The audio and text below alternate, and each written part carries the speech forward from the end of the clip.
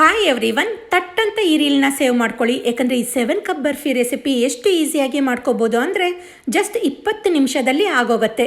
15ರಿಂದ 20 ಬಾದಾಮಿ ಗೋಡಂಬಿನ powder ಮಾಡಿಕೊಂಡ್ರೆ 7 ಕಪ್ನಲ್ಲಿ ಇದು 1 cup ಅಷ್ಟು ತೊಗೊಳ್ತೀವಿ.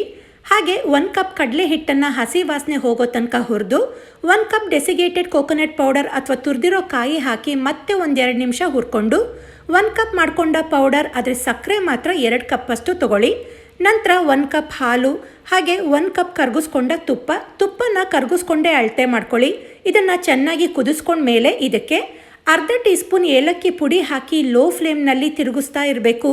ಯಾವಾಗ ಇದು ಎಲ್ಲ ಒಂದೇ ಕಡೆ ಹೊಂದ್ಕೊಂಡು ತಳ ಬಿಟ್ಕೊಳ್ತಾ ಬರುತ್ತೆ ಆವಾಗ ಫ್ಲೇಮ್ ಆಫ್ ಮಾಡಿ ತುಪ್ಪ ಸವರಿದ ಪ್ಯಾನ್ಗೆ ಹಾಕಿ ನೀಟಾಗಿ ಸ್ಪ್ರೆಡ್ ಮಾಡಿಕೊಂಡು ಬಿಸಿ ಇದ್ದಾಗಲೇ ಚಾಕುವಲ್ಲಿ ಯಾವ ಶೇಪ್ ಬೇಕೋ ಆ ಶೇಪ್ ಕೊಟ್ಟು ಆರಿಸ್ಕೊಂಡ್ರೆ ಸೇಮ್ ಗೋಡಂಬಿ ಬರ್ಫಿ ತಿಂದಾಗೆ ಟೇಸ್ಟ್ ಇರುತ್ತೆ. ಮಾಡಿದ ದಿನನೇ ಖಾಲಿ ಆಗೋದಂತೂ ಗ್ಯಾರಂಟಿ.